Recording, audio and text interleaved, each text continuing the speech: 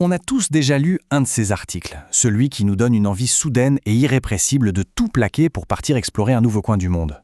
Mais qu'est-ce qui rend ces textes si puissants? Aujourd'hui, on va soulever le capot et regarder de plus près la mécanique bien huilée du reportage touristique. Alors concrètement, de quoi parle-t-on? Un reportage touristique, c'est quoi au juste? On pourrait penser que c'est juste un carnet de voyage, un récit de vacances, mais en réalité c'est bien plus subtil et construit que ça. Pour comprendre son pouvoir, il faut d'abord bien le définir. Et pour ça, voilà notre feuille de route. On va commencer par la définition, la base. Puis, on va décortiquer ces trois caractéristiques principales, la description, le vocabulaire utilisé et les informations pratiques. Et on terminera en voyant comment tout ça s'articule avec un exemple concret. Allez, première étape, la définition. Et la première chose à faire, c'est de sortir de l'idée que ce n'est qu'un simple récit. Un reportage touristique, c'est une véritable construction journalistique, pensée et stratégique. Le but ultime, l'objectif numéro 1, il est là, faire naître l'envie. Le texte est entièrement construit pour qu'à la fin de la lecture, on se dise « Ok, c'est décidé, il faut que j'y aille ». L'idée, c'est vraiment de transformer la personne qui lit en futur voyageur. Et ça, c'est le point clé à retenir.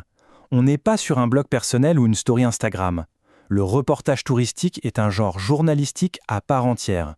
Son but est bien sûr d'informer, mais il est surtout là pour persuader, pour convaincre. Et le sujet peut être incroyablement varié. Ça peut être l'énergie d'une grande capitale, la quiétude d'une région entière, la majesté d'un monument historique ou la beauté brute d'un paysage naturel. Finalement, n'importe quel lieu peut devenir le héros d'un reportage. On attaque maintenant le premier pilier, le véritable moteur du reportage, la description. C'est l'outil qui va permettre de donner vie à un lieu, de le rendre tangible et de nous y transporter sans même bouger de notre fauteuil.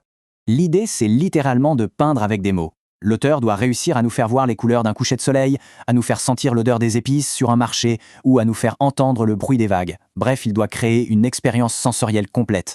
Pour y arriver, l'auteur va s'attarder sur des détails très évocateurs. Ça peut être la silhouette dentelée d'une chaîne de montagne, la couleur turquoise de l'eau, l'animation d'une ruelle étroite et pavée. Chaque petit détail est une touche de pinceau qui aide à créer une atmosphère unique et immersive. Deuxième ingrédient, tout aussi essentiel, le vocabulaire. Et là, attention, parce que dans un reportage touristique, les mots ne sont jamais, au grand jamais, choisis au hasard. C'est là qu'entre en jeu ce qu'on appelle le vocabulaire valorisant. Ce sont des mots qui sont spécifiquement choisis pour leur charge émotionnelle positive. Leur mission, c'est d'embellir le lieu, de le magnifier, pour le rendre tout simplement irrésistible.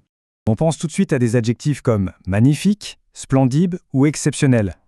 Ces mots sont forts, n'est-ce pas? Ils ne se contentent pas de décrire, ils donnent un avis très positif. En fait, ils disent au lecteur « Attention, cet endroit n'est pas juste un lieu à visiter, c'est une véritable expérience à vivre. » Ok, faire rêver, c'est une chose, mais pour que le rêve devienne un projet, il faut du concret. Et c'est justement le rôle de notre troisième et dernière caractéristique, l'information.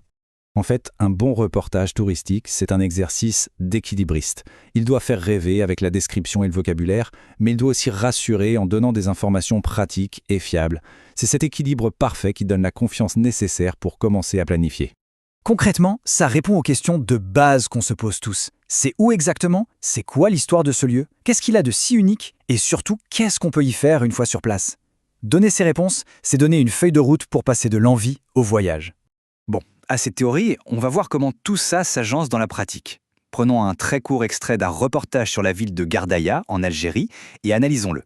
Lisez juste ces deux petites phrases. C'est court, mais c'est incroyablement efficace, non? En quelques mots, l'ambiance est posée, on imagine déjà la scène, on sent l'essence du lieu. Alors comment l'auteur s'y est pris? Eh bien, quand on décompose, la mécanique est limpide. La description, bim, maison blanche, paysage du désert. Le vocabulaire valorisant pour embellir, hop, architecture unique. L'information utile et pratique, on a la culture locale et les marchés traditionnels. Les trois ingrédients sont là. La recette fonctionne parfaitement. Donc, pour résumer, la formule d'un reportage touristique réussi tient en trois étapes clés. D'abord, on peint un tableau pour une immersion totale grâce à la description. Ensuite, on persuade en utilisant un vocabulaire positif, bien choisi. Et enfin, on donne les outils pour passer à l'action avec des informations utiles. Alors voilà, maintenant que la recette n'a plus de secret, la question se retourne. Si on devait écrire un reportage, quel lieu choisirait-on de mettre en lumière? Pensez à cet endroit qui vous fait vibrer et imaginez comment utiliser ces trois clés, la description, les mots, l'info, pour partager cette passion et donner au monde entier l'envie de le découvrir.